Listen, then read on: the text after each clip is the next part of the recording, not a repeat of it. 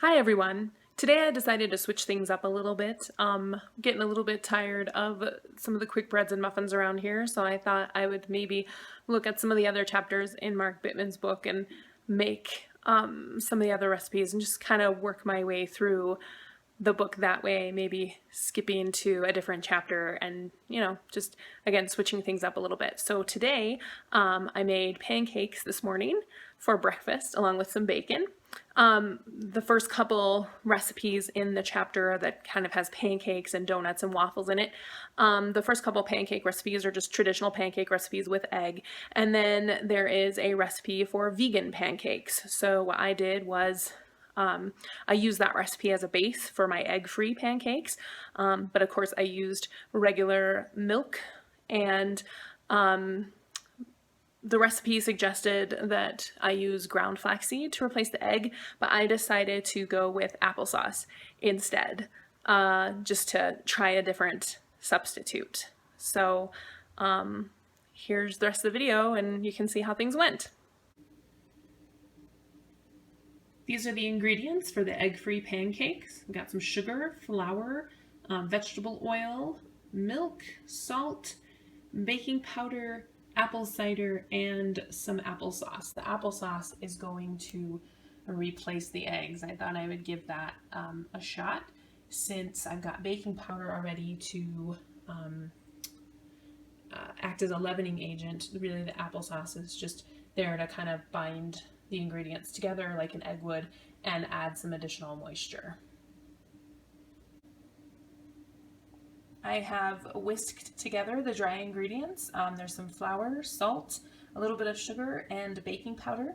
I did not decrease the baking powder. Again, pancake recipes I haven't found need to be adjusted for high altitude. So we'll see how this one turns out.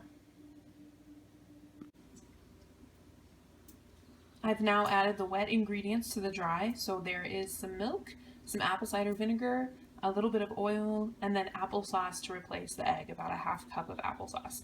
I'm going to stir that together. So I've got my griddle preheated. I cooked some bacon on it already, so I just wiped off most of the grease but left some there for the pancakes to cook on. So I'm going to put about a quarter cup's worth of batter on.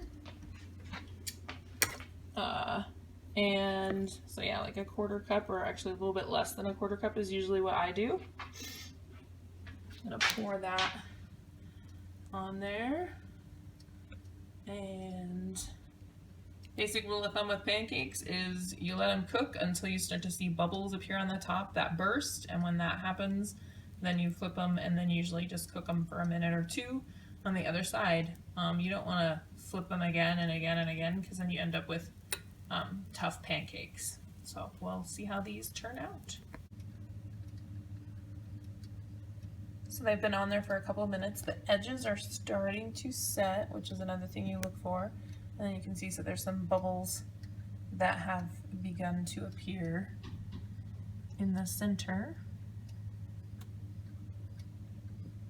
So they're almost ready to flip, I would say.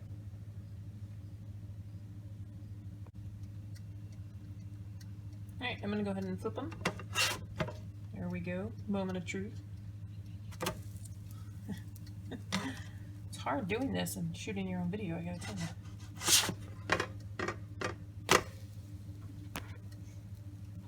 Looking good. All right, so how are the pancakes?